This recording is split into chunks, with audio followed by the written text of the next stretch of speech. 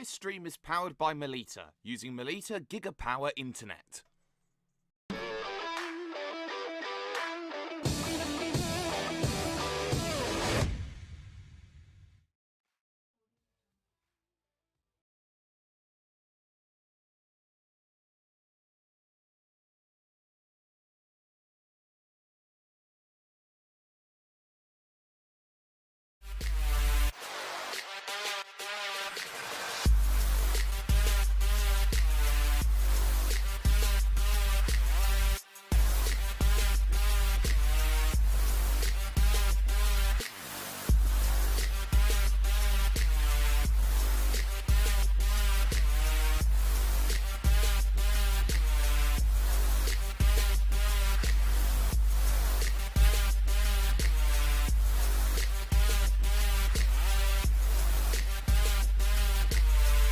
World Pro Racing, where sim racing becomes real.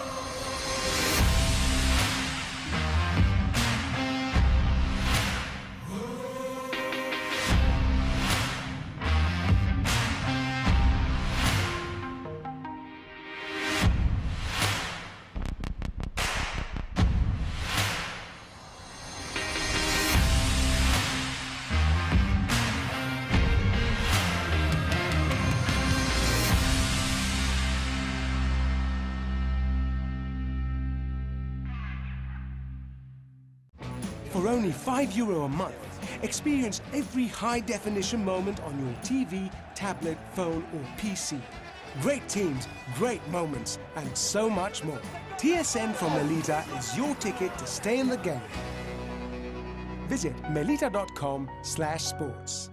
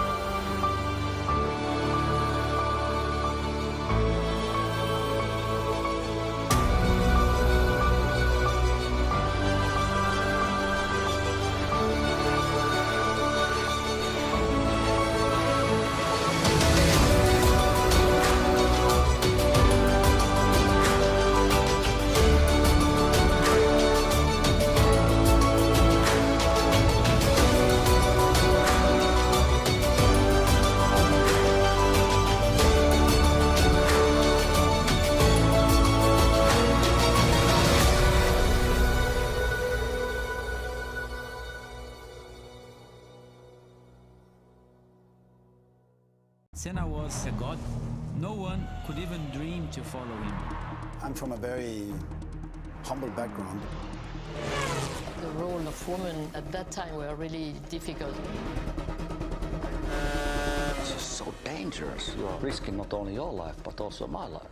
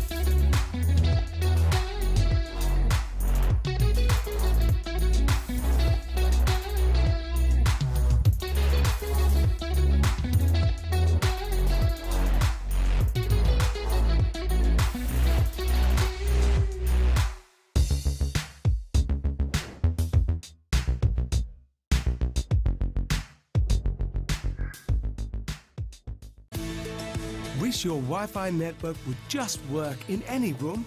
Our new Stellar Wi-Fi is AI assisted to give you the smoothest, fastest possible Wi-Fi throughout your home.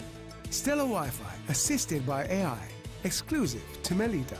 Find out more in-store or online.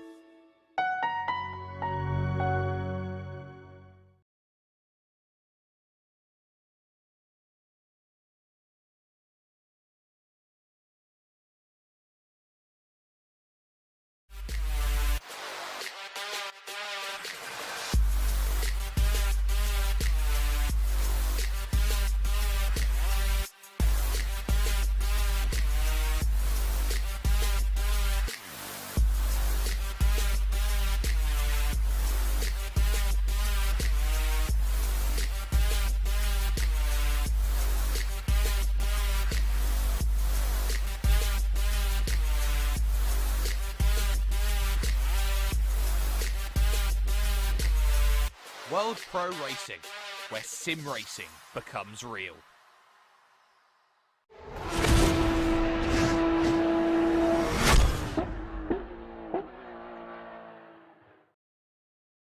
Ladies and gentlemen, this is Sparta. Of course, it's not actually Sparta. This is World Pro Racing, the Rainmaster Casual Race at the Barcelona circuit de Catalunya. And of course, we're back in ACC here at World Pro Racing. But this is Sparta in a certain sense. This is a battle of the fittest. Only the toughest will survive this. And Rain, of course, at a very fast circuit like this, with GT3 power, which has around 500 to 600 horsepower, that is quite a challenge. My name is Nicolas Hillebrand. I'm joined, of course, in the broadcast booth by Justin and Nathan Mifsud, and of course we have our FIA-accredited stewards, Adrian Figallo and George Muscat. And today we have some incredible racing action. 40 minutes of racing, 1 mandatory pit stop, and of course around 30 GT3 cars. We'll see what people will try to take around the circuit. We'll see how they will try to survive, and we'll see who tries to figuratively kick the next person into the pit to make that survival and to take the throne of this race.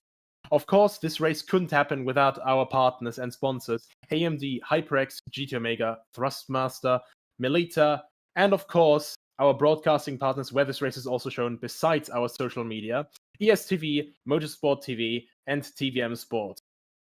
Of course, this race is all streamed through our Facebook, through Twitch, and of course, YouTube. If you want to know more about World Pro Racing, join the Discord, sign up to the website, and of course, like, share, and subscribe on Twitch and on Facebook, YouTube, of course, Twitter as well. So, big question now. Is it really this difficult to race in the rain? And it's a question that actually answered quite easily. Look at these conditions. We have our eyes on Daniel Ginchard for PC Boys, and it's absolutely pouring down. Well, to just take an example from Real World Motorsport, we have one of the biggest showcases of skill at this very circuit in the rain. 1996 Formula 1 Grand Prix. Michael Schumacher in a quite unreliable Ferrari, and basically almost lapping the entire field. I don't think that we'll have the same sort of dominance today, but we can see already these conditions, they are quite similar. Daniel Ginchard here in the Audi, setting a 1:58.317 for now. Luke Whitehead at the moment 6 tenths behind him. I don't think that'll stay like that, because of course Luke Whitehead, he's always one up for a challenge, always one to bring the challenge to others as well. And you can see how much Ginchard has to correct. This is normally an almost flat-out corner.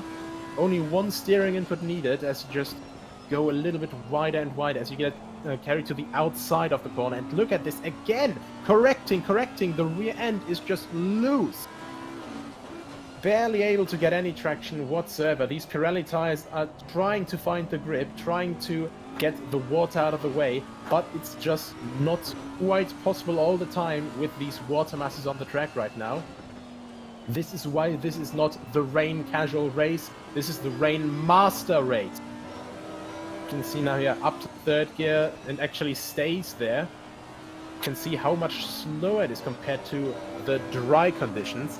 In dry we are looking at 44s, 43s, maybe even 42s sometimes, depending on the conditions. And of course, it's also a quite wet track right now. It's not just wet, it's flooded. You see the conditions up in the top right, 90-degree track temperature. So at least these guys won't have to be fighting with overheating tires. But look at this, they have to try and keep the temperature in the tires as well. And I think this is going to be another task completely in of itself. Now into that last chicane here, very tricky. Of course, you also have to look out for the curves. Which curves can you take with you? Which can you not take at all? And look at that. So many corrections, constant. Just trying to fight the ABS, the traction control as well. Traction control up to 5 actually. We normally see it around 1 or 2 depending on the car. And of course, with the Ferrari now, quite a bit further up, we have Ashton Cox for Onyx Esports. And not quite as slippery seemingly. The Mercedes seems to be a bit more stable, but doesn't quite have the edge on pace so far. And of course, this is only free practice. It's going to be all about getting adjusted to these conditions here.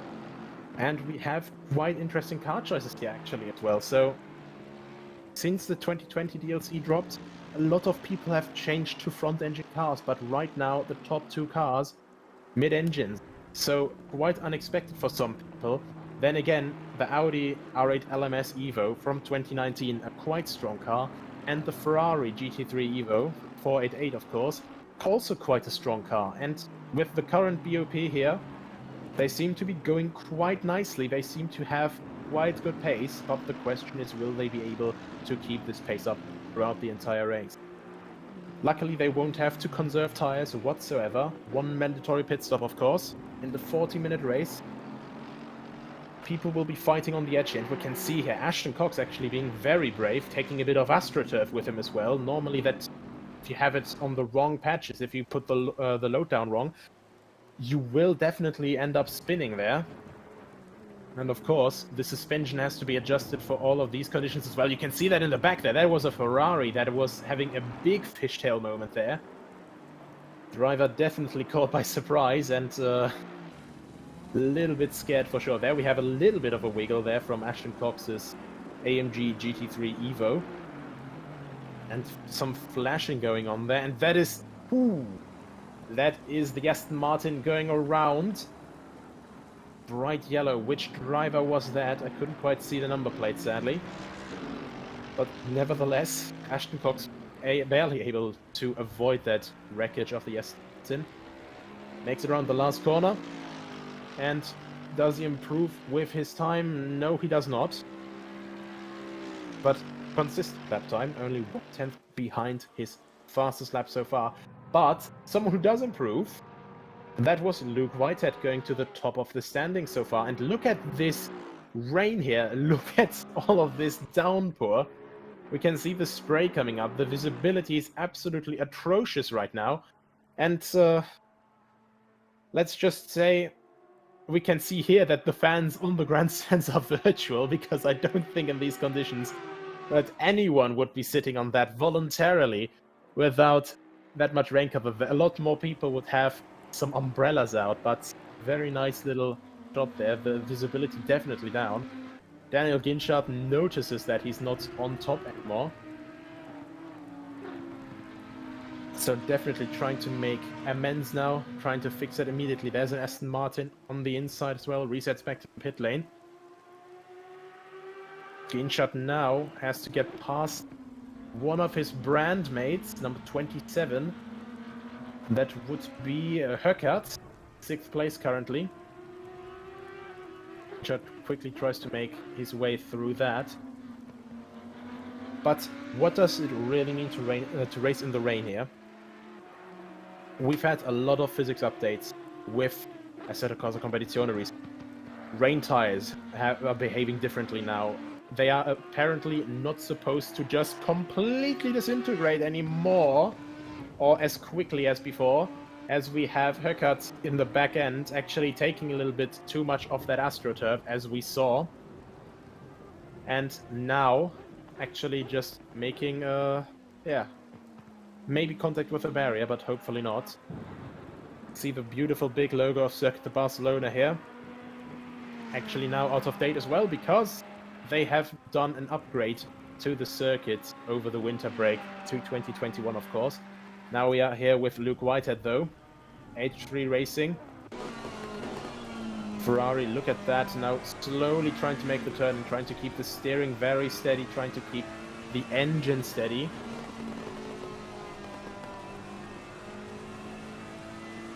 Very, very slow, but even then, look at all these corrections. And that's a lot of traction control and ABS on there. And that's actually one of the things that has been altered in the last patches. People who drive ACC actively, they will already know this. Well, from the past at least. you could basically always run on the normal dry ECU maps, because ECU maps have the difference of delivering different power or delivering power differently in general because of different throttle curves and all of that stuff. So not to go into too much detail there, different power delivery, different fuel consumption and all that. Now it's actually a lot more dependent, little flub of the tongue there, a lot more dependent on the conditions here, because the rain ECU map will actually help you quite a lot. And of course, they will have to look out that they always have the best conditions there. Now he's barely able to get around that corner. Of course, it's not only oversteer they have to fight with, but also understeer. Not just the rear tires are struggling for grip, also the front tires. And of course, if you're just constantly slipping in between over and understeer, it's going to be quite difficult for these guys to get a fast lap time together. And once again, wanting to put more throttle in, but can't quite make it around the corner, has to get off the throttle to rotate the car again. But look at that! 57.477, now 8/10 ahead of Ginchard, and that is definitely an improvement that he's going to be happy to see. Ginchard, meanwhile, having to fight through traffic, and more traffic there with that Porsche, trying to recover from a spin from off track. Makes it around the final corner, looks a bit more settled, but a little wiggle nonetheless. And that's another 2/10, so it's only 6/10 again. It's going to be a fight from the start to the absolute end here. Kesneveya with the GT Omega RPM Esports Ferrari. Trying a bit of a calmer approach, maybe a bit of a higher gear. Of course, if you have lower revs, if you have a higher gear, you don't have as much torque delivery immediately, so you can keep the car a bit more steady. Of course, it's maybe a little bit slower, but it's safer. And in these cases, look at these conditions. I cannot stress this enough. And even then, just now, a bit of a wiggle coming out there. You're just constantly trying to survive. And in these conditions, it really is better safe than sorry. And Niklas Erbrecht here with the Lexus in 6th place, 2/10 behind Abaya. Right now in the pit lane, probably wants to wait a little bit, maybe had enough fun already for free practice. But we have 22 cars here at least. All different car choices. We have Ferrari, Audi, Mercedes, Ferrari, Lexus, Audi. The top 10 are looking quite dominant actually for mid-engine cars in case of pure position only, but the majority of course is still front engine. And actually a big surprise to me personally, because it's just one of the cars which doesn't have as much factory support, so we don't see it as much globally. The Nissan in 10th place right now with Rainer Resser. At the moment 10th place in front of the Porsche of Mura. And right behind, less than a 10th, almost only half a 10th behind Adam Plewacz in the Mercedes. So even more dominant cars struggling for grip, and these cars that are not as prominent worldwide normally, like the Nissan for example, they can still stretch their legs here. Still a quite comfortable car to drive in. Hugo Henriques makes it through the last corner and down the front straight. Had a mistake on the last lap, or was on his outlap. We'll have to see about that. But look at that, a little bit of the tires just caught on the curb there under braking. Bit of a wiggle there immediately. And that is really just moments you do not want to witness as a driver. You're constantly on edge here. We have one of the guys actually working on the telemetry computer here, with one of their drivers actually on the speaker. Of course, frantic looking left and right and center. Of course, only decorations, so to speak, but we know for sure that is Ashton Cox making a way around, tries to actually keep it going, but gives it a bit too much throttle. Not quite able to keep it in orderly fashion, and Plewacz as well here, making it around the first corner with a nice custom livery. We can see it there with the team name 420 No Scope. Trying to go for maybe a bit of a more aggressive approach on its throttle control there. And yeah, we will just have to see who will be able to tackle this in the best manner.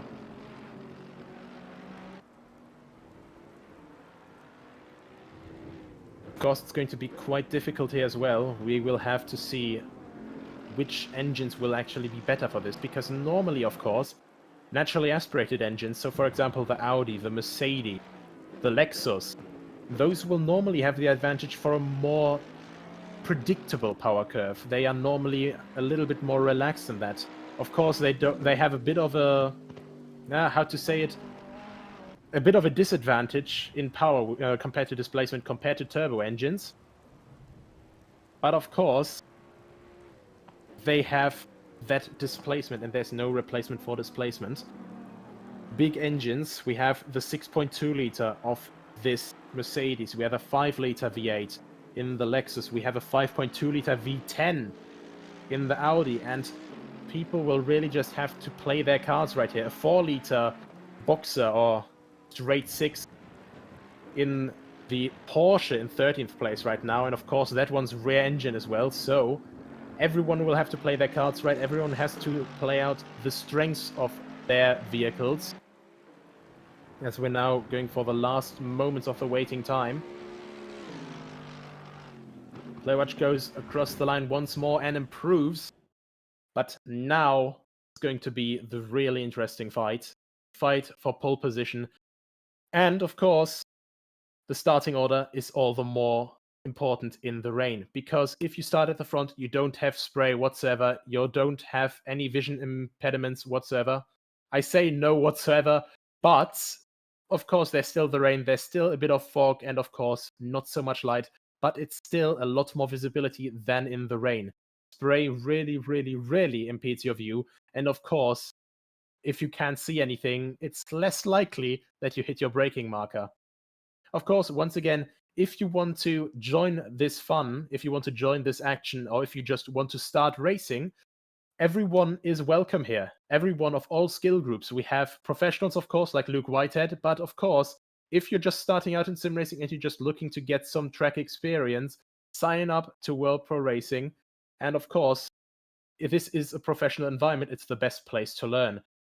Join the Discord, join the website, of course, follow us on social media, like, share, and subscribe, of course, and be up to speed with the next race events. We actually have some events coming up in rFactor 2 as well, if ACC isn't quite your speed. Now though, qualifying. Jan-Niklas Erbrich here now. I actually see him on track now with his Lexus 5 liter V8 naturally aspirated. The 299. He's quite familiar with this vehicle.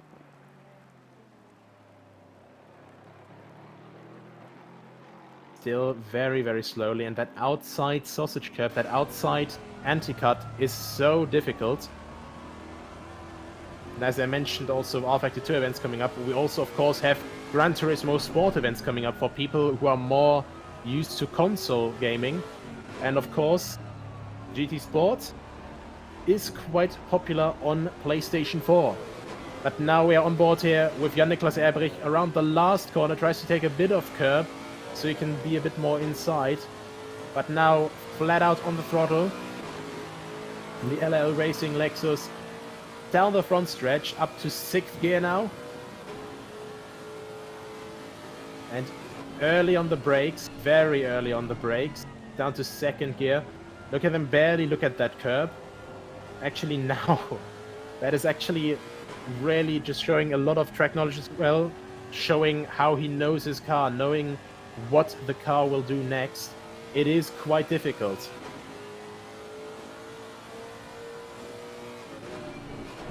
You have to know which curbs you can drive onto, which curbs you have to miss.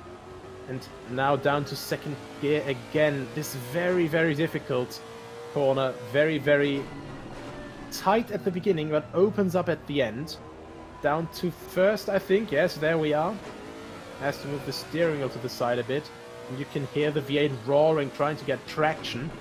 Early on the brakes, once again, down to 2nd gear. Barely clips the curb. And now maybe, yeah, actually takes a bit of that AstroTurf as well, but you just can't have that car rotate on that anymore. If you accelerate straight, maybe it's a little bit more consistent there. This is all just things that have to be in the subconscious of these drivers. Early on the brakes, once again, down to first gear. Starts turning in a little bit, and of course you have to be careful there that the ABS doesn't steal your braking power. Aggressive into the tight last couple corners now.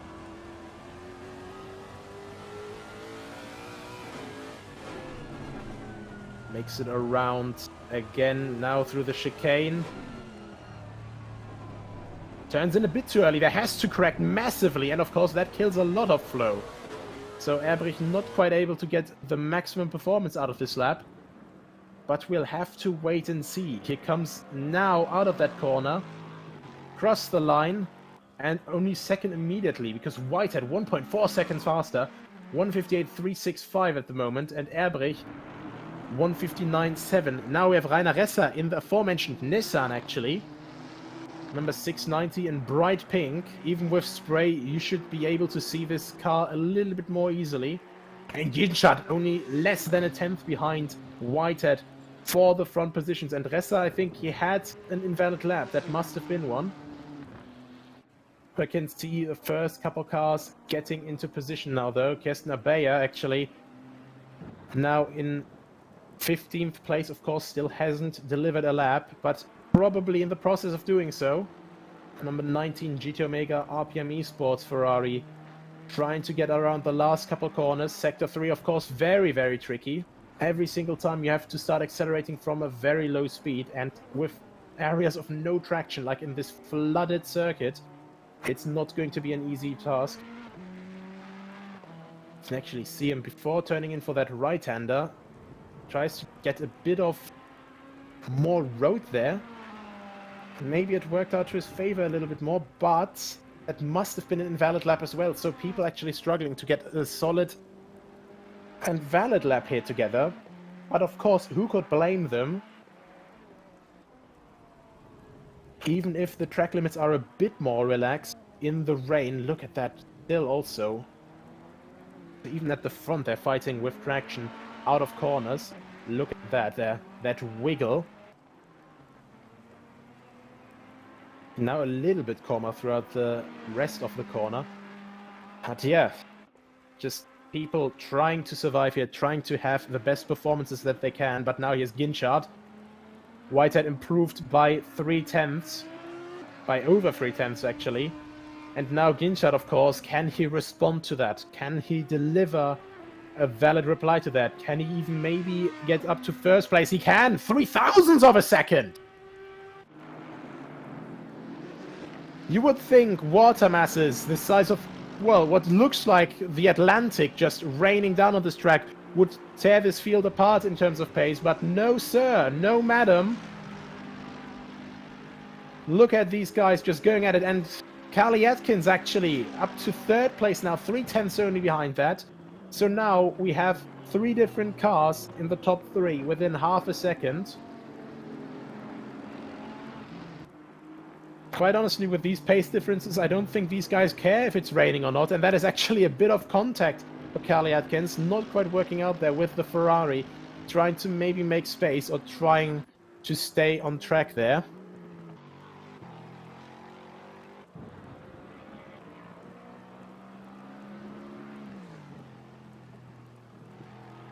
Now Jan-Niklas Erbrecht, 4th place, the first guy outside of these top 3 that are so close together. Also still having a comfortable half-second against Höckert in the Audi in 5th place. But can he improve now? That is the big question. It's always about setting a mark and then responding to the pace of the others. Now the question is, can Erbrecht respond to this pure pace from Ginchard, Whitehead and Atkins? Of course, second row, still a very good spot to start. In the end, of course, your place where you start is the place where you start. It doesn't really matter which place you get it, but look at that, Luke Whitehead actually responding to Ginchard now. Another 10th up, another 1.5 tenths up actually. 1:57.840, and Erbrecht responds as well, up to 3rd place now. 0.444 behind Whitehead. Puts himself less than half a tenth in front of Carly Atkins. Now Ashton Cox, our cameras are on him.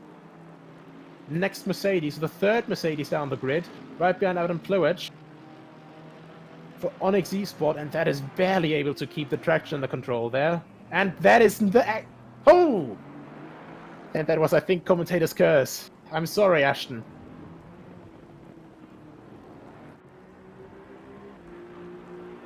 Hugo Henrique now making his way up to 9th place, coming up from 11th. 2:01.008. 3,000 of a second behind Ressa in the Nissan. Do we have more people? That's Ligreston actually moving up to 7th place in the Ferrari. And you can see how packed it is. The first four different cars. 2 mid-engine, 2 front-engine, 1 turbo, 3 naturally aspirated. All within half a second. And I have to say, if that isn't close already, then I don't know what is. And of course, we then have a bit of a pace drop-off, but in these little pace drop-offs, we still have plenty of people in little pockets. And that is just one of the nice things we see here in World Pro Racing all the time. Even if not everyone is right on winning pace, they are always on pace to fight with other people. They're always on pace to have some battles amongst each other. And of course, this is the best way to learn racecraft. Correa Fonseca now making his way out of Sector 1, or actually through Sector 2 already.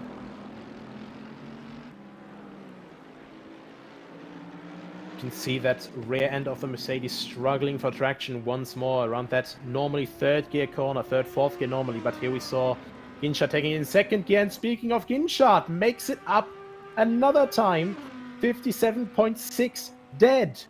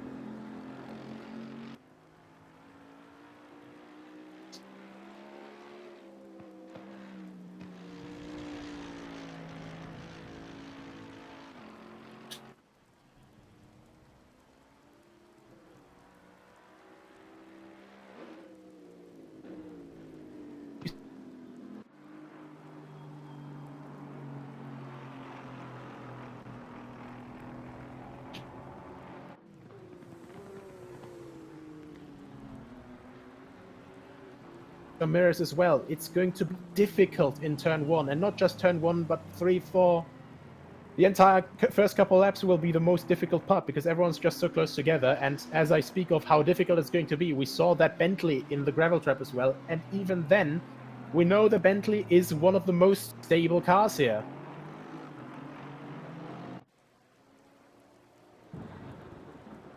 We have Carly Atkins here on screen again. Maybe trying to get another good lap in.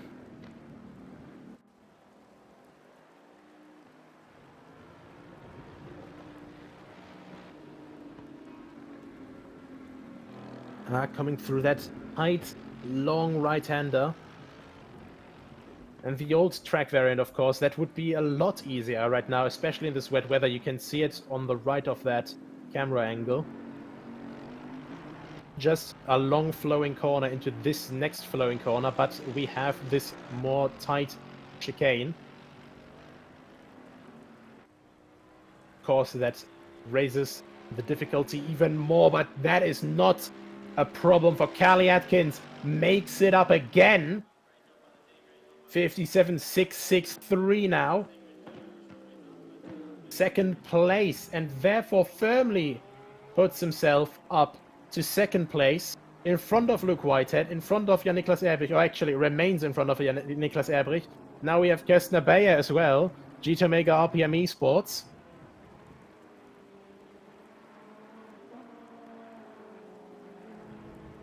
He wasn't able to make his first lap valid, but that didn't stop him from setting another couple laps. Barely within the 2-minute mark here. Firmly in the third row, but there's still a possibility to get Höckert right in front of him. That is only 1.5 tenths that he has to gain. Kirsten now making his way around the last corner. Tries to take it safe, tries to take it steady. Is it able to improve though? Yes, it is massively! 6 tenths up, and that makes him the proud owner of 5th place. 4 tenths, and Höckert, he will really just have damned himself there that he didn't put another lap in, because now it's too late to counter that actually. So Abea actually seemingly a bit more safe now, up in 5th place. Luke Whitehead though, coming around the last corner now. Looking to actually... My goodness. And they're not stopping! They are not stopping! Luke Whitehead getting 69 thousandths of a second in front of Ginchard, and Ginchard getting 69 thousandths of a second in front of Whitehead. What is up with this qualifying session? These guys do not care whatsoever that it's raining, that it's pouring down on them. The wipers are working overtime, but these guys do not care. They only are laser focused on the time, on the guys ahead of them. Of course, Ginchard and Whitehead, both of them still out on track. They still have one last shot. 13 seconds left in this session. Ashton Cox now, a lot of support from his fans here in the YouTube chat. 3 seconds off at the moment, but a lot of positions to be gained. Can he improve here? Can he get up from 9th, maybe even to 6th place, maybe to 7th? We'll have to see. And we'll see in just a moment. And he gets it up! Ashton Cox gets it up to 5th place. Past Kirsten Abea, absolutely immense improvement. 1.3 seconds just found in the sock drawer out of nowhere. Now we have Pedro Gomez with Rookie Monsters. And that is not quite what you wanted. That might... Oh, that is not quite what he wanted for the end of this session. And that was his last shot. And I think that was Kirsten Abea who was actually missing the last chicane and who was then making his way around there. Our stewards might have to have a look at that. Now, last chicane. Luke Whitehead right behind this AMG, and of course he doesn't want to get held up, but that was his last shot. And that he can't be happy with that. Of course, he wants to have that last hurrah for his qualifying session, and of course, perfect, just hitting the microphone there, but what a qualifying session that was. Absolutely incredible. Who would have thought we would have seen such constant beat after beat, like a boxing match, no break, figuratively, just one hook right after the other, or one jab, so to say. But yeah, we're going for a short break. We'll come back right with the race start. And, of course, stay seated, ladies and gentlemen. Be prepared for the race start.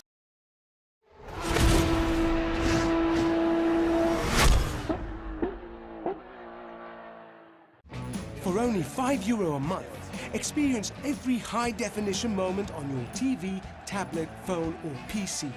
Great teams, great moments, and so much more. TSN from Elita is your ticket to stay in the game. Visit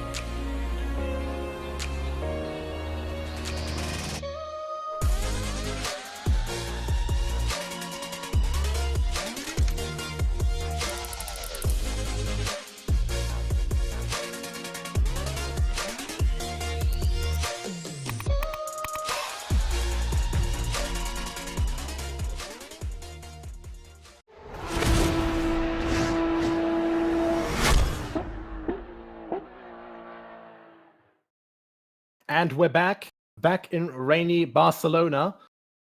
And again, what a qualifying session that was. The drivers are preparing right now for the grueling task of doing those laps for 40 minutes. Of course, they'll have one pit stop, one little breather, but of course, they'll have to place that pit stop very wisely as well. They will have to know when the tires are at their limits as we go now to live on track. That is the start of the formation lap, of this short formation lap that we have here. Ginchard quite comfortable for the inside of turn 1. Warms up the tires a little bit. Alongside him, of course, Whitehead. Right behind that, Atkins, Erbrecht, Cox, Abaya, Höckert, Plowich, Ressa, and Ligriston. That's our top 10 here. Everyone has to make one mandatory pit stop and 40 minutes, of course. Overall, not too much of your day, but these will be some very long 40 minutes waiting for the green flag here in Spain. And here we go! Green, green, green. Both of them get a good start, actually. And right behind that, we actually have Erbrecht definitely getting the advantage against Atkins. Behind that, we have a lot of close contact. That's actually contact in the back. Quite a lot of contact. Even before we get to turn 1, Mora gets a drive-through, probably misplaced at the start. And that is a lot of close battling here. Whitehead has to take the route through the escape runoff here. Gomez tries to make his way around the outside. Doricott actually gained a lot of places there. Kestner Bayer actually gets a 10-second time penalty from our stewards for this action that we saw just at the end of the qualifying session. But right now, we look at the front. Ginchard. Then we have actually Cox. Cox goes up to 2nd place. Erbrecht in 3rd place. Whitehead now making his way to the inside though of Erbrecht though. Up to in 4th place, of course, lost a few positions there and tries to make his way down the inside again. Actually gets it clear this time. Right behind that, we have Abaya. No, actually, Abaya actually lost positions as well. That must be Plewach now in 5th place. Legriston must have lost a few places as well, but look at all of this close battling. We can barely see a thing there. Look at all this spray. This is the visibility that I said we wouldn't have. Ashton Cox. We can see him here quite comfortable. Tries to take it steady, tries to not take it too hard. Over the curbs, of course. But Luke Whitehead, of course, he tries to make it past Cox. He tries to get back to 2nd place. He, of course, wants to battle with Ginchard, and that is Rizzo, actually. That was quite slow. I think that might have been at least a spin. Maybe even a collision, but we saw a crash at the very back of the field. We don't know who was all involved with that. We now have Chris Gooch in 11th place. Whitehead now in 2nd place, headed his way past Cox, but Cox down the inside. On the brakes, late on the brakes, actually moves it down the inside, and Erbrecht tries as well, barely pulls it out there. Now Whitehead around the inside of Cox. Cox now leaving the inside open for Erbrecht.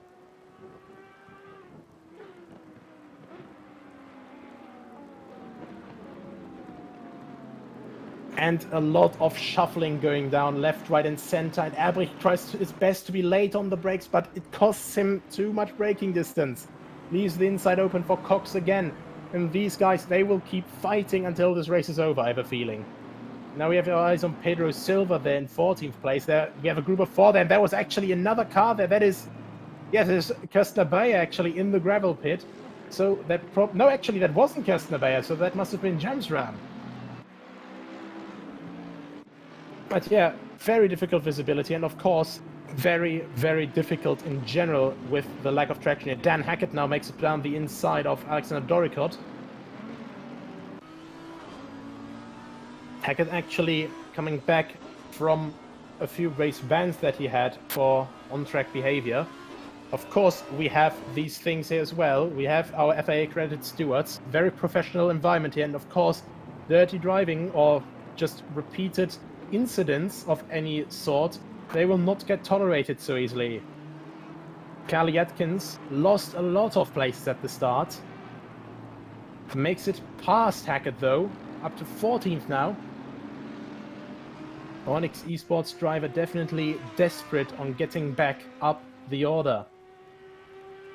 Look, Whitehead gaining a 10th now on Ginchard. Of course, this is not the start he wanted. This is not at all the start of the race he wanted. Of course, Cox going to be very happy with the fight he was able to put up so far. Up in 3rd place. Erbrich in 4th place. Erbrich only 8/10 behind him. But now here, Hugo Henrik against Höckert. So we've had a lot of moving in the top 10 and outside the top 10, of course. Henrik's trying to make it down the inside, trying to just feint a few things, trying to fool his opponent into leaving some more space.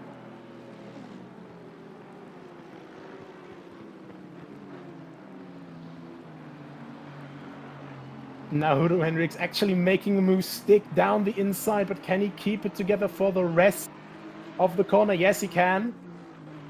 Now into turn 5, down the hill, actually far enough ahead, so he doesn't have to defend for the inside. Can just go straight for the inside line, but look at that! AstroTurf, once again, slippery. The traction control does not like this, the rear tires like it even less, and the Aston Martin, of course, then thinking, well, what do you expect me to do, buddy? I have no traction, I can't just go straight.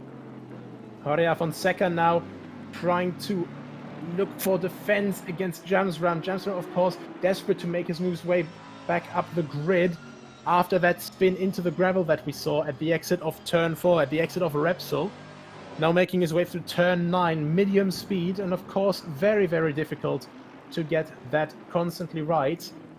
6 minutes into the race almost. Now we have Callie Atkins again here, right in front of actually now up in 12th place, making his way already past Mura. And the next car ahead of course is the Lexus with the number 23. So almost making his way back up into the top 10, but of course this is not the start that he wanted. Once again, Ashton Cox in 3rd place. Very wiggly, very loose. Trying to stay in control. Of course, on these wet surfaces, of course, it's very, very difficult to control this Mercedes AMG. But we saw it in the first couple of laps. Cox is really racing hard here. Doing his best to stay in front. And if there's a gap on the inside, Cox will always send it down the inside. Of course. Apologies. Of course, trying to stay ahead of the situation, of course, trying to stay in control of the car, and this Mercedes, of course.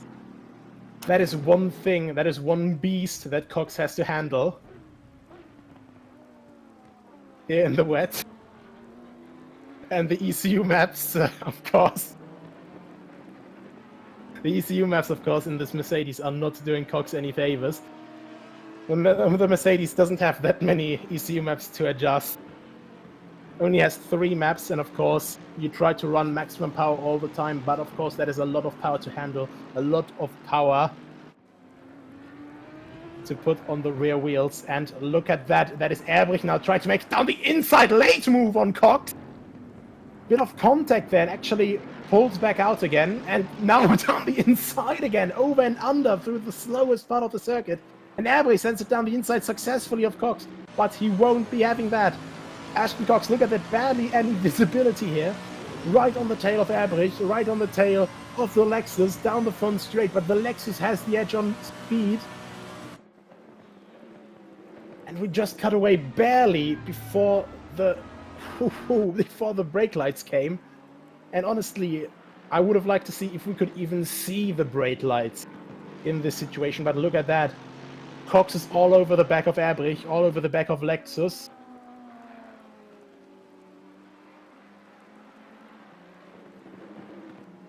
Into turn 4 again, and this is just such a difficult braking zone. You have to start turning in, and of course you have to do that so carefully here. In the wet, of course, the ABS will try to work against that. Of course, it's trying to keep the front tires and the rear tires, of course, from locking up.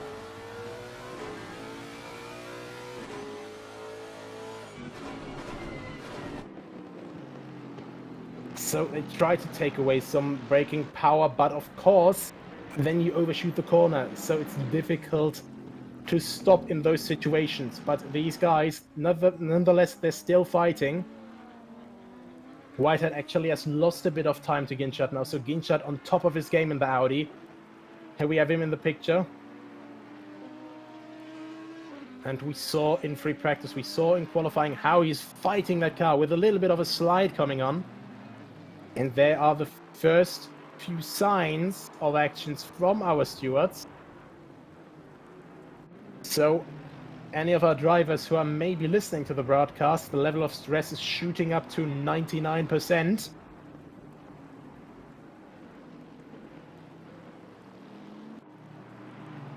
Uemura trying to defend from the Lexus. The Aston Martin, of course, in principle, not a too different car. Both cars have a V8. Both cars rear-wheel drive, of course. Both cars front engine. But the Lexus, of course, way longer wheelbase. Naturally aspirated and a bigger engine. So different weight and all of that. Uemura makes it up to P12 now. Made it past Chris. Now we have to look, though, where the others can actually have a look at that. And here we have it. We had him addressed earlier. Incident number 5 on number 38, Hackett on Rizzo. And that's a drive-through penalty for Dan Hackett. And then we have an unsafe rejoin from Rizzo, 10 seconds, because he caused a collision with the number 59. So that would have been with Silva. Of course, that is not quite what you wanted for that start of the race. But wait, there is more. Meanwhile, though, we have this continued action here. Aston Martin versus Lexus. The Lexus not quite willing to give up yet. Within a second. The gaps are extending a little bit. Whitehead trying to get back within this little 1 second gap, but he has to fight it all the way down from 3 seconds. It's going to be quite difficult for him. Right behind that, we have a huge gap. Of course, definitely from all of this big fighting that we had. 8.5 seconds there. Now we have 2.5 seconds now from Whitehead to Ginchard. Ginchard actually maybe losing a little bit of concentration. Get back on top of his game very quickly because, of course, as we all know from races on without end for the last weeks, Luke Whitehead, he's one of the newer guys in the sim racing scene. But once he has got a whiff of blood for this battle, he's not going to stop unless he has hunted his target. Ehrbrich now 9 seconds behind Ehrbrich 9 seconds behind Whitehead. Then we have Cox 2 seconds behind Ehrbrich. Abaya 3 seconds behind Cox, and Plewac 1.7 seconds behind him. Plewac actually losing a place to Abaya, but of course Abaya still sort of handicapped or, well, impeded by a 10-second penalty from qualifying, which he will have to sit out in the next pit stop. Now we have the next thing that is for Cisco, for Paulo Cisco in the 97 Porsche for an incident on the number 11, which will have been Alexander Doricott. That's the drive-through that we see for Cisco in 21st place right now. And we see Luke Whitehead making steady progress. I have Alexander Doricott now back. One of the few guys actually to use one of the normal liveries. We don't see it too often because, of course, every sim racer likes his own individuality. But nevertheless, number 11 from Team Parker Racing. Quite a nice blue livery.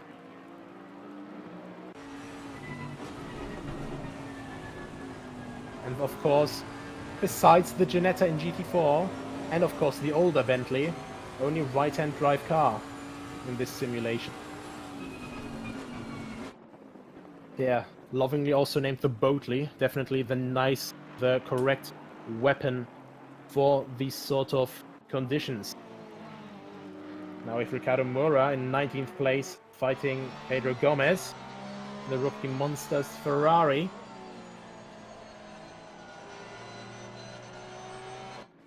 Moura, of course, trying to keep his Porsche ahead, and that is a lot of lack of traction. Both of them, actually, but Moura can't contain it as well as Gomez. Actually makes a bit of a weave there. Very aggressive defending from Moura in the Porsche, but Gomez doesn't let himself get taken down there. Immediately makes the move down the inside, and no hesitation whatsoever. Hugo Enriques, meanwhile, made his way up to 7th place.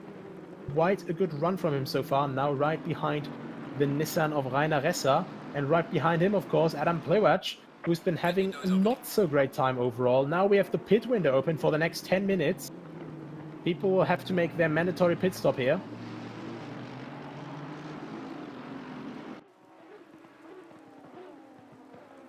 And now the pit window, that will bring a whole new factor in.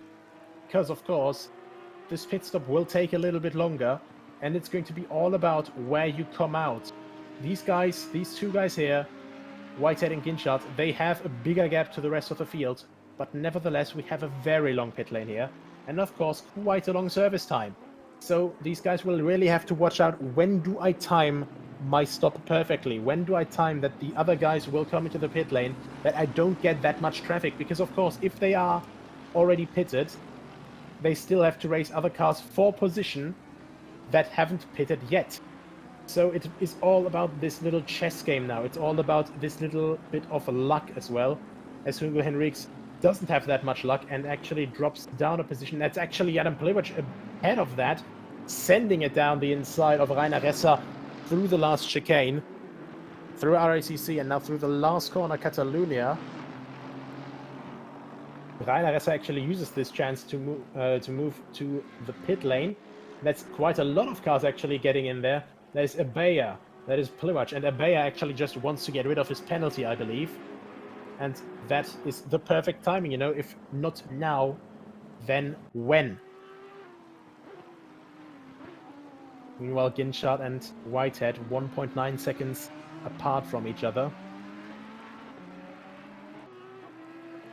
Herbrich 13 seconds behind that. So, of course, he is struggling as well. The Lexus maybe not quite the best machinery here, because, of course, you know, we have different BOPs, of course, per track. We have different, just, well, advantages for the different cars. And the Audi is, of course, one of the cars that is notoriously strong at Barcelona as well. Abaya now, one of the first three guys who have finished his stop.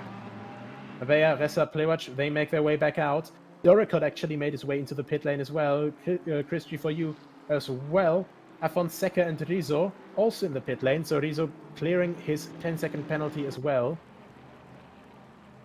Doricott is actually still being shown in the pit lane for us, so something, I think we may have a display error or something else. No, there we are. Now out of the pit lane.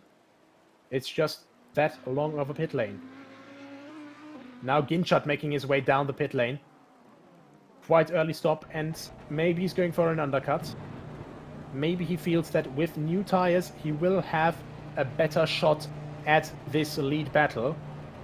Maybe Whitehead he's just not as confident. Maybe he's still confident in his tires right now. Of course, the Audi, one of the cars which sometimes tends to lean a lot more on the tires. We can see it very nicely here already. The field is so spread out. As Ginchard is coming in for his pit stop, we have the Mercedes of Afonseca coming out just now.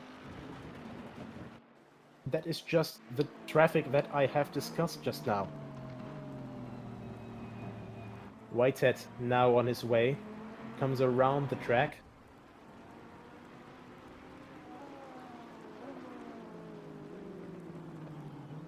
Herbrich didn't pit, Cox also didn't pit.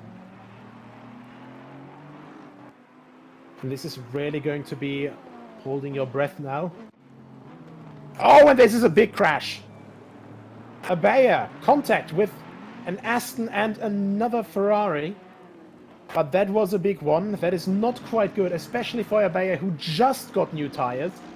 Of course, now had to take the escape route, and I think that may have been with Pedro Silva and with Pedro Gomez. So, Pedro's not quite having a great experience with Abaya, and Abaya, of course, having not a great experience, or vice versa.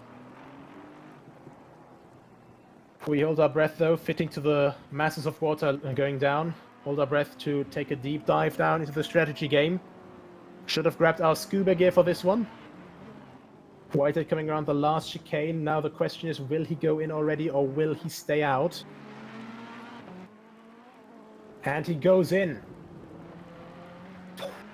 Actually looked like a moment that he was actually going to hit the outside pit wall. Of course, that's something that you don't want. We have Erbrich now in view. Does he go in? No, Erbrich stays out. Erbrich keeps staying out. We are at the halfway mark, still on way to go. And Cox stays out as well. Cox prefers to stretch his legs even more. So he's a bit more confident on his tires still. The question is now, where will Whitehead come out?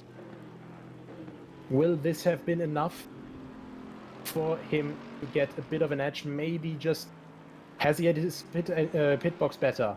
Of course, this is also something that depends on the pit time. If the crew has to give you a pushback, that will definitely mess you up.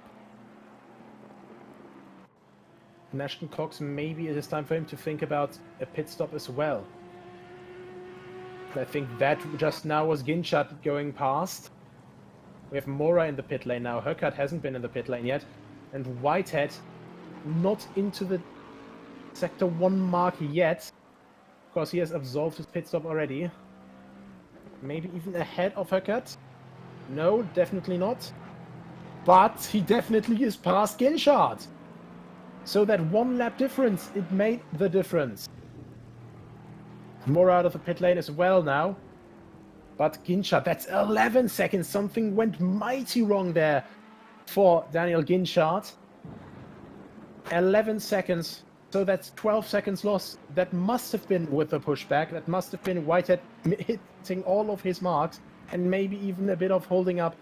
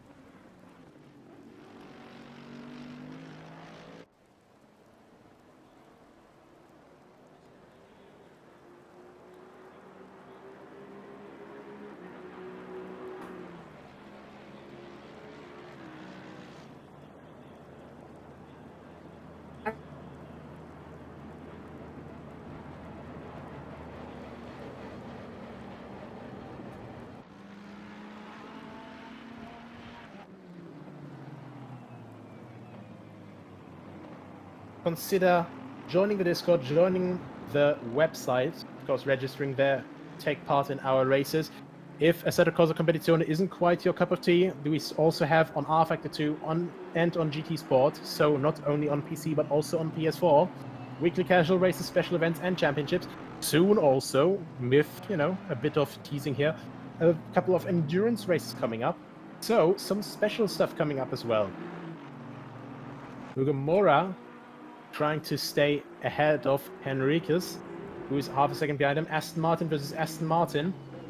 Carly Atkins now in the provisional lead, but of course still has to deliver a pit stop. But look at the gap also between Whitehead and Ginchard. That's down to 10 seconds now. So it went immediately from 11 to 10 seconds. Will Whitehead be able to keep up that gap then? That is now the next question. Now we have the next penalty, that is 59, that's Silva and Abaya. DQ for unsportsmanlike behavior on track and purposely hitting Abaya. So we have lost Silva in the 59 car. That's a disqualification. That's not something that gets spoken out very often. But of course, if it needs to be done, it will be done. Our stewards, of course, FAA accredited, very professional environment here.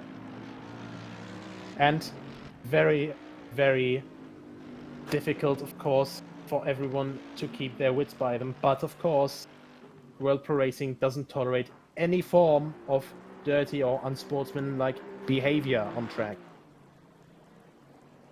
Carly Atkins now the last one to deliver their stop. Cisco is now already 5 laps down, so I think it's safe to say that he has probably retired. Whitehead getting back the lead. Erbrich has actually gained a lot of time on Ginchard that entire time.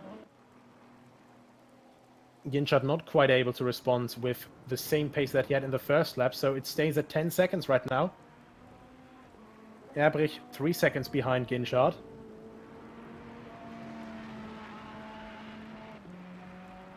And Cox 14 seconds behind Erbrich. But we have Ressa right behind Cox, so we might have some more action with... actually, sorry, there was a bit of a display bug. 10 seconds. And with display bug, I mean, I am not very good at math all the time. Adam Pliwacz, drive-through penalty. That will have been for cut tracks. So, Pliwacz having a race that has been going from good to great to oh no, please stop, can we go back to the beginning? And now to a drive-through penalty. This is just what I meant with, you have to keep your wits about you, you have to stay strong, you have to stay with strong concentration. This is what happens when you lose your concentration for just a moment. Hugo Henriques now looking at his fellow Aston Martin driver Mura. Only 4 tenths behind him. And even though it's only 4 tenths, you can see this is barely 10 meters of distance between the cars. As soon as they start speeding up, look at how that visibility decreases. This is just insane, these conditions. Flooded, this is about as wet as we will get it. And the gap keeps getting smaller.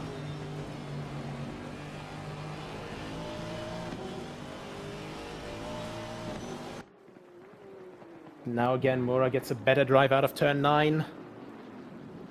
Mura defends for the inside and of course then has to park it on the apex, where we have Afonseca actually letting Ginchard through.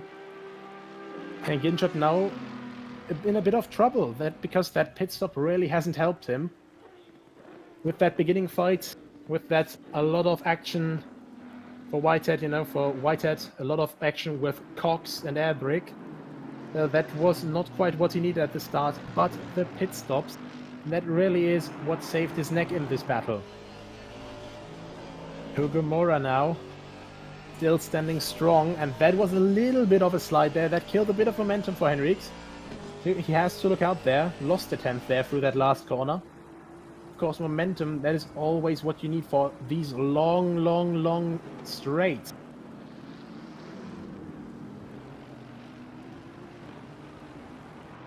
Of course, these two can't fight too much as well.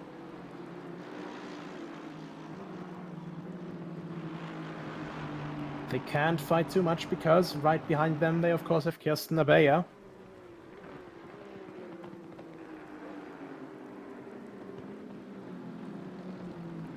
Pliwacz now delivering his drive-through penalty, and that is not quite what Henriques wanted. Trying to apply the pressure, trying to apply too much pressure, and he slipped off the track because it was just a little bit too much pressure. These are the conditions that we're in, ladies and gentlemen. Brake a little bit wrong, hit a bit of a rubber patch. Of course, you want a rubbered-in track in the dry, but in the wet, that's ice. Ice, ice, baby! Well, we see Luke Whitehead here, the king of ice, the king of sliding, 10 seconds out of Ginchard. Ginchard not quite able to reply to the pace right now. Erbrich as well, not able to reply to Ginchard's pace right now, drops down to 14 seconds behind. And Cox actually has gained quite a lot, so we might see some more action. Cox trying to go for the podium.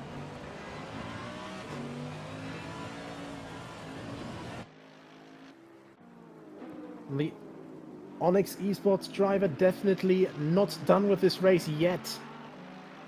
Pedro Gomez now with Adam Pliwacz. Just as Pliwacz has delivered his penalty.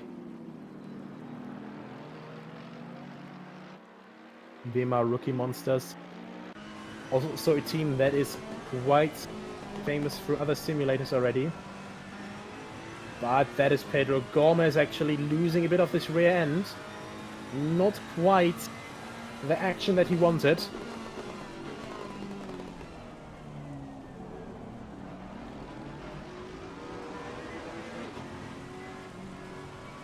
That is just everything in these conditions. You just have to keep up the traction. Actually, that is another example of keeping up the traction, keeping up the momentum. That is Rainer Resser versus Carly Atkins. And Carly Atkins puts it up to 5th place. Goes past Resser. But Resser is not quite done yet. Tries to look down the inside, but doesn't have the momentum. What a recovery drive so far by Carly Atkins. Despite that horrendous lap 1, whatever happened there, just missed the start, missed the positioning a little bit. And that's just all it takes. In these conditions, you just have a bad moment and it goes from bad to worse. Atkins definitely has had a hard race, has had a long race. And it has come to a full fruition though. It has come to a full fruition. We saw Carly down in 15th place, those realms. And in these conditions, it's not easy to just gain back 10 positions. Now our eyes on Dan Ginchard. Now slowly falling behind, little bit by bit, behind Whitehead.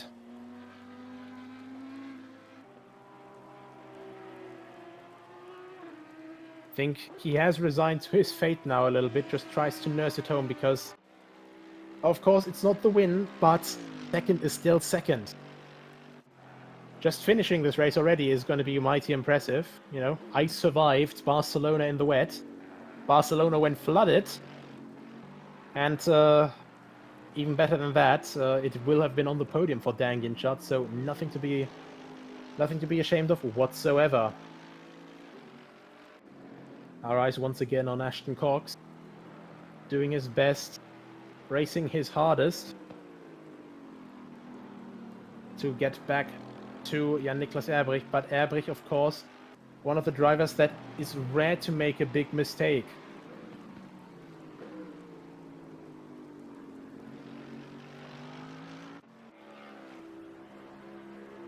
Doricott now in the Boatley, as it's so adoringly called. 13th place. Having started from last place, of course, also quite some considerable result here. But it's still 9 positions gained, and it doesn't look like Alexander Doricott is done just yet. 2.7 seconds behind the Lexus in 12th place. Right in front of that, of course, we have Höckert in the Audi. So, if he plays his cards right in the last 7.5 minutes, it is going to be some very good action. And of course we have our nice little drone on board again.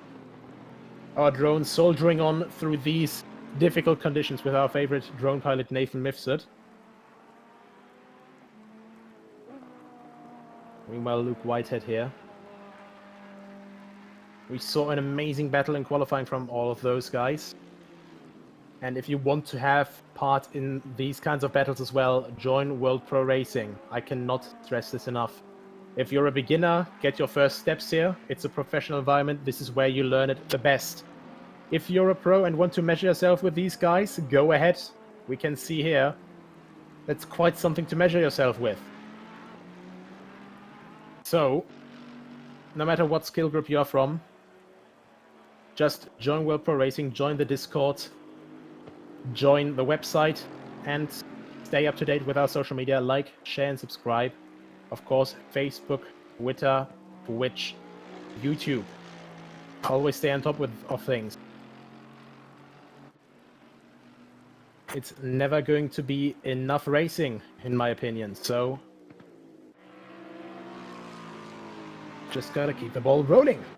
And there we have Chris Gooch, actually having made his way past Höckert, so maybe there was a mistake there in the Audi.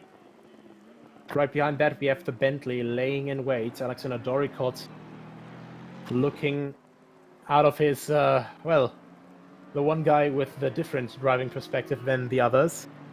Looking out of the right-hand side half of his windshield.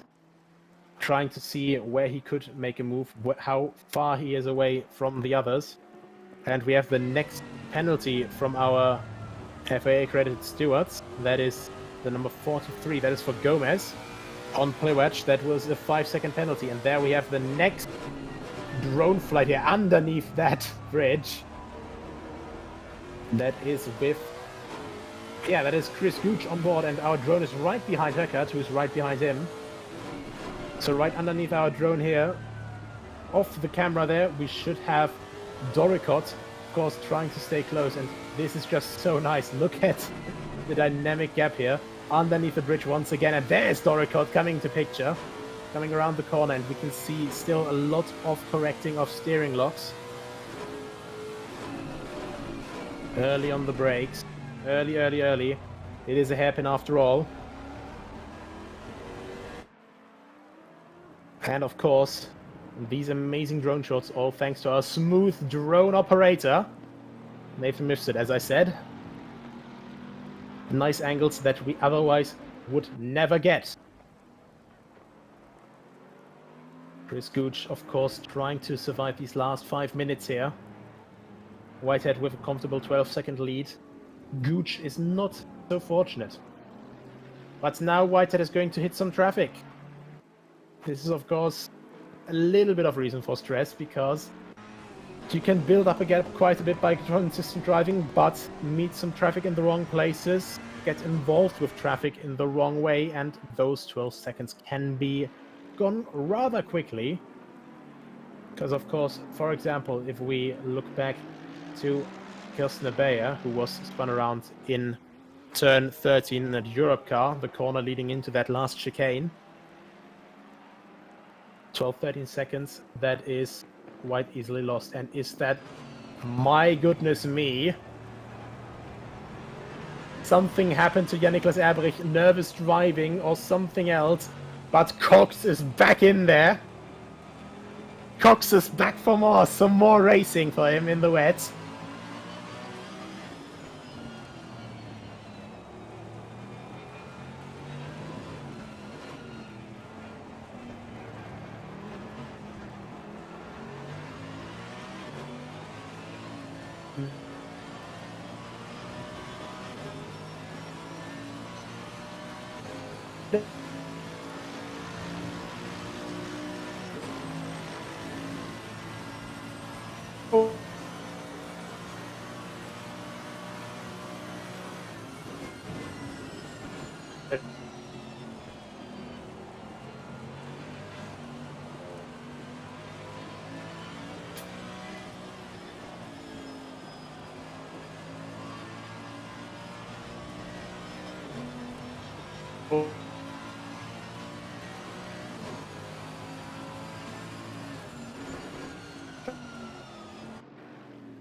Stay properly clear when you can barely see anything.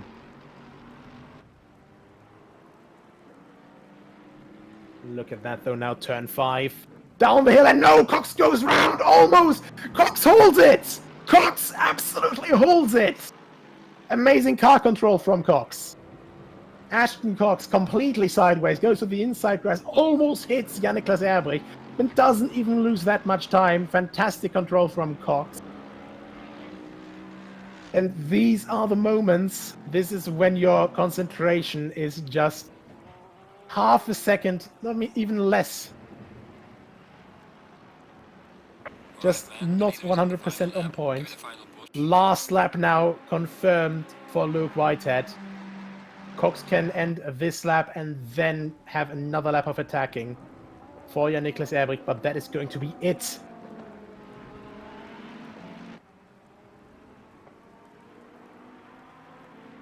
Whitehead now past the traffic, now just has to nurse it home.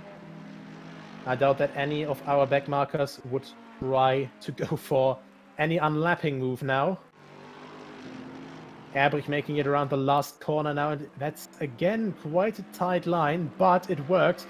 And Cox flashing his lights there. Cox flashing aggressively. Just trying to get Erbrych distracted a little bit. But honestly, with that spray, I don't even think that Erbrych can see the flashing. Erbrych can't even see Cox with all of this spray going on behind him. Whitehead now at the end of Sector 2 almost. Now only turn 9 and the back straight to go.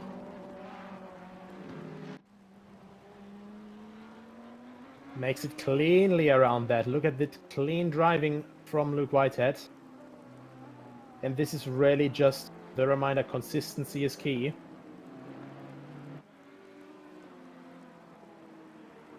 Just consistent driving, and this is what Luke Whitehead is known for here. Look at these smooth inputs now, barely any correcting. No wheel spin whatsoever. Traction control, of course, helps as well. But nonetheless, smooth driving, smooth operator.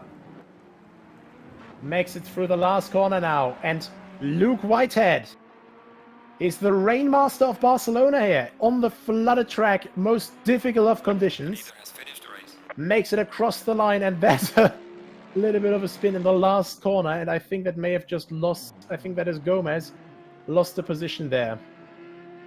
Now we have our second place finisher, Dan Ginchard. Definitely didn't have the most luck here. And now out of the last couple corners, going to the last corners here. Last chance for Cox. It's getting tight for Cox. Not quite able to make a move. Maybe a last minute spin from Erbrych. That is his last hope. But no, Erbrych holds it together. Erbrych gets it across the line in third place. Just barely manages to hold Cox off. And Cox, despite all of the pushing, Cox, despite of all of the drifting, of all of the sideways action, of all of the control, just barely not able to get a fourth place. Right behind that, we have Carly Atkins with a fantastic recovery drive. After a horrendous first lap, up to 5th place. Rainer Resser brings the Nissan up to 6th place. Mora gets up to 7th. Abaya gets up to 8th place in the Ferrari. Henriques makes it to 9th place after this unfortunate spin. Next up we should have Legreston coming in soon. Plewacz finishes in 14th, first car of the lap down cars. And yes, that is Gomez actually, who lost 14th place to Plewacz in the last moment. And that is Legreston finishing 10th. So there should be Chris Gooch now in 11th. Doricott, who's actually made it past Höckert in the last closing minutes, in 12th. Höckert not able across the line yet. Where is Höckert? That's the question now. There we are. 10 seconds behind, so there may have been another spin.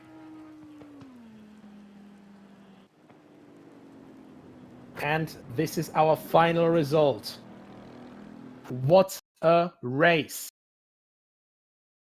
Not quite the action of a qualifying for the top spots, perhaps, but nevertheless, a lot of battling. And I honestly wouldn't have thought. Ashton Cox, the man of surprises, first he improves by almost 1.5 seconds in the last moments of qualifying.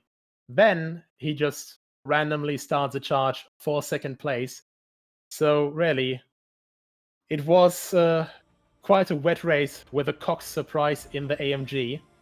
And that was quite a race, of course. Thank you, of course, everyone who was tuning in for this. And, of course, thank you to all of our partners, AMD, HyperX, GT Omega, Thrustmaster, Melita, and, of course, Gaming Malta as well. Thanks to all the broadcasting partners, ESTV, Motorsport TV, and PVM Sport. And thanks to all the viewers for checking in. And now we are getting our top 3 in for an interview as well. Let's just give him a couple more moments for Adrian Figueiredo to go fetch all of our drivers. First one here that we have is our defender of the podium in the Lexus. Let's quickly wait so we can wait for Luke Whitehead to make his way into commentator booth. And the chat demanding also an interview for Ashton Cox with his charge in the field. Now we have next one. Okay, so we're going to start in reverse order then for our podium. Jan-Niklas Erbrich, the man of the Lexus in the Longboy. How was your race, mate? It was okay. I spun 2 times. I lost a lot of time there, but at the end, I had the best result I would get with my pace. I don't know how these guys drive so fast in the wet. They were 1.5 seconds faster. I don't know how to do that. So yeah, but it was fun. Yeah, so the most difficult of conditions. Yeah, there's always just something to still be gained, and of course, there's always a skill gap, and not only that, but also, how the cars get along better. Do you think maybe with a different car choice, you would have maybe had a better result in the end? Honestly, I don't know. I don't know how the cars behave in the wet, and with all the changes from the last patches, maybe. But yeah, it's just a guess. Yeah, nevertheless, of course, most difficult of conditions. And nevertheless, 3rd place, fantastic result from you, Niklas. And of course, as well, in the one non-so-mainstream car, the Lexus. Always nice to see that bit of outsider action in the top 5, at least, or in this case, even on the podium. So yeah, thank you very much, Jan-Niklas. Thanks for the great race, and thanks for the interview. Thank you. Then, next up, Dan Ginchard, 2nd place. What a performance in qualifying from you, Dan. I can honestly say I was holding my breath the entire time. It was quite difficult to also commentate while you and Luke were throwing times at each other. And honestly, with that start, I was honestly thinking you had it in the bag. What happened? Yeah, qualifying was fantastic. Me and Luke were really going at it. I think we both had really good pace. We showed that in the practices leading up to the race. Then at the start of the race, I got a really good start. I had a gap and got to the pit stops thinking, this is still my race so far. Then got to the pit stops, and I guess me and the team messed it up. We didn't really practice any pit stops, and Luke and Jan-Niklas really caught up to me, and yeah, I still had the pace after to match Luke and possibly win the race, but it was just unfortunate that pit stop can cost me the win, Yeah, that's of course always the problem. Did you ever pushback in the pit stop, perhaps? No, everything was fine. There was no going too slow in the pit lane or anything, or driving past or anything. It was really strange. Maybe we just fueled too much or something. But nevertheless, it was still a great race. My first podium since Laguna Seca in GT4, so it's good. I want to thank PC Boys for the setup, and also Marcus Littlewood from Omega E for all the help he's given me. Yeah, so nevertheless, always a positive outlook. That's always very good to hear. And yeah, of course, as always, thanks for all the action. Thanks for this qualifying session as well. It was really something else to see you guys throw times at each other. And yeah, so next up, I guess it's only adequate that we interview the King of Sparta himself, Luke Whitehead. Luke, hello. What a race that was. Yes, first of all, I apologise for my poor quality on the microphone front. My good one isn't working today. So I'm going to have to use this crappy one, which isn't ideal. It will have to do. But yeah, really good race. Obviously, the start wasn't ideal. Sort of getting, going for a move at the start, not really, not having it pay off. And then having to come through past Ashton and, Jan-Niklas was tough. It was very tough. Got through, and then of course the pace from then on in was really good. I think as the race went on, I just got stronger and stronger and stronger, which is a really, really positive thing, moving forward. Obviously, I've shown that my qualifying pace, I made a little mistake which stopped me from getting pole, but the race pace was very strong, very consistent, which I've often seen, to be honest. But yeah, I'm over the moon. I'm very, very happy that I could put it back after my not so brilliant start. Either way, the start, of course, it was quite difficult, and then, of course, a lot of battling with Ashton Cox and with Jan-Niklas Erbrich, but nevertheless pulled through. Pit stop, everything had to work, everything did work, and somehow gained 11 seconds out of it. So just a fantastic drive from you, Luke, and of course consistency is key here. Yeah, definitely. I mean, I'm not sure what Dan did in his pit stop. I'm not sure whether he changed tyres or fueled up or anything like that. I personally didn't change my tyres. I only fueled up a very small amount and didn't change my tyres because my tyres, I found doing a lot of wet testing, I did a lot of long runs rather than qualifying runs this time. And I found that the tyres in the Ferrari actually, for me at least, they will last for a long time and they keep their pace very well. So I just realised that I could save so much time by not changing my tyres or brakes and just fueling up a tiny bit.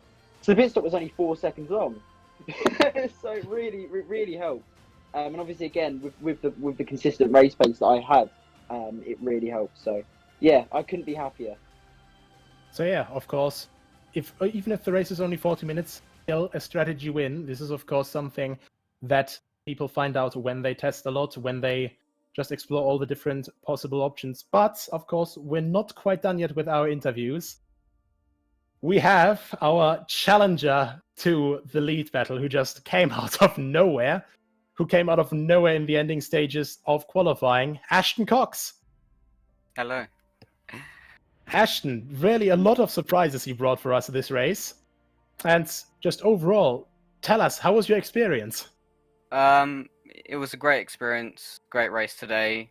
The team did really well to get me up to speed for my first decent race with the team. It was very unfortunate in qualifying. I think 3 or 4 of my laps, I took myself out or someone had spun in front of me. So I had to do 1 lap in qualifying, and it was an okay lap, but I could have been quicker. The race, I had an amazing start. Really enjoyed it, and was quick for once. Well, of course, that is the difficulty in these conditions. Flooded, of course. It's not going to get any more difficult since ice hasn't quite been brought into ACC yet, and I don't think that Pirelli will be bringing out any tires with spikes anytime soon. But nevertheless, just out of nowhere at the race start, with Whitehead's attack not quite going as planned, suddenly you're in the fight for the second place, and with Jan-Niklas and with Luke. What was your thoughts back then? The initial start, I was like, how am I here? How am I in P2 on the back of P1? And then it was just a matter of time. I knew the people around me were quicker, so I eventually let Luke go. And there was a great battle for P3. I really enjoyed that.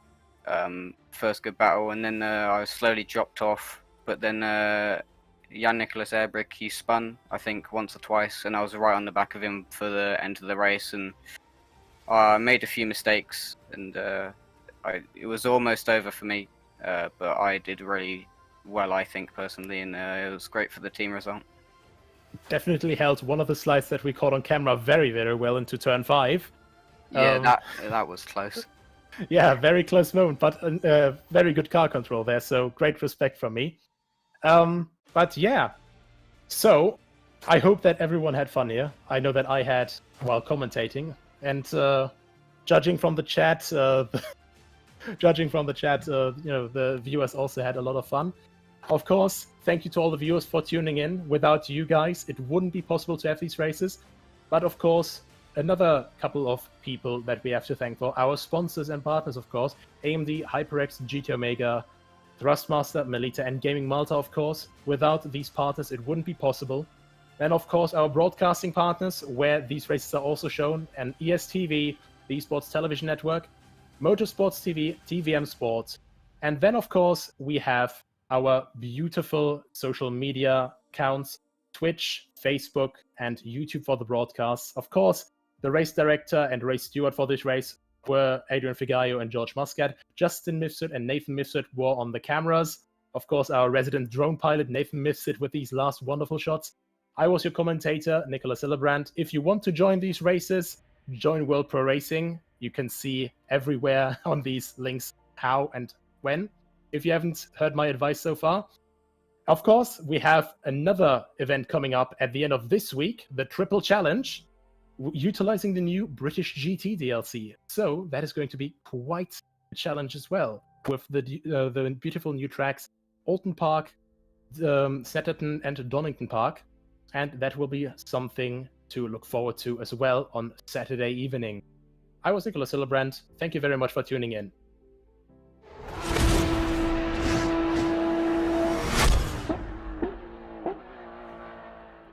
This stream is powered by Melita, using Melita Gigapower Internet.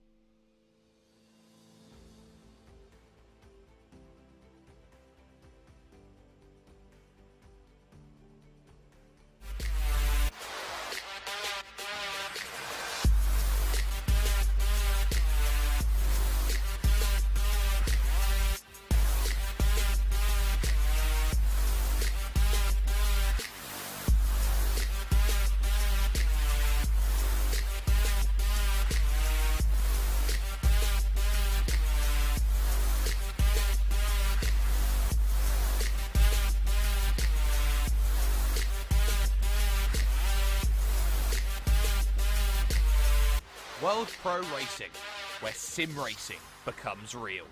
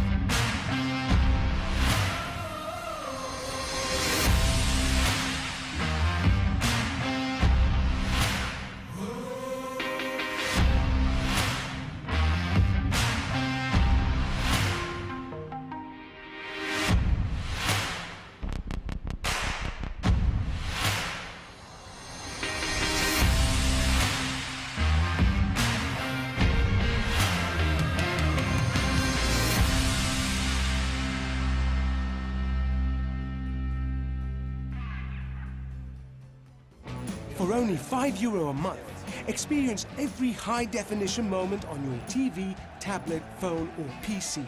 Great teams, great moments, and so much more. TSN from Melita is your ticket to stay in the game. Visit melita.com/sports.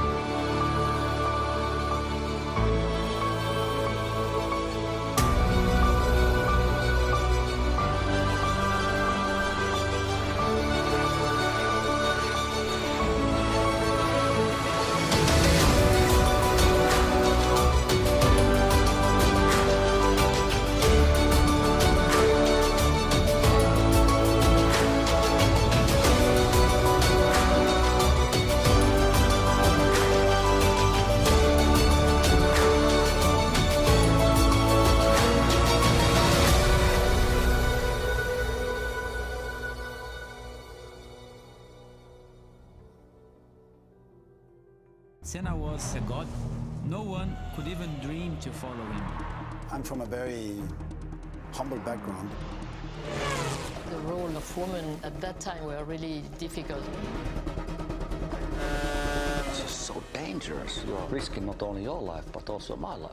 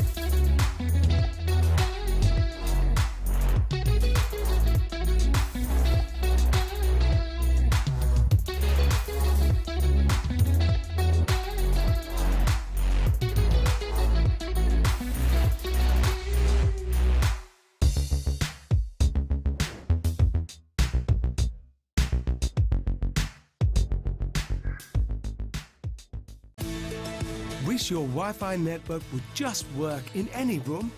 Our new Stellar Wi-Fi is AI assisted to give you the smoothest, fastest possible Wi-Fi throughout your home.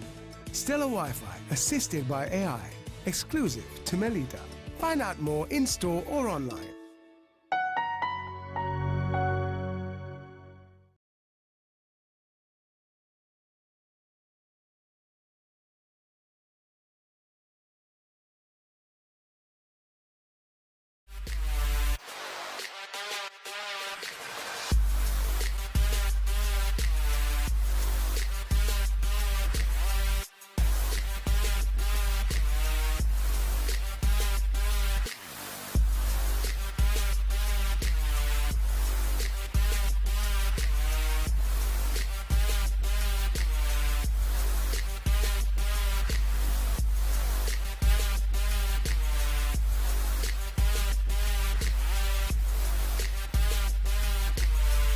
World Pro Racing, where sim racing becomes real.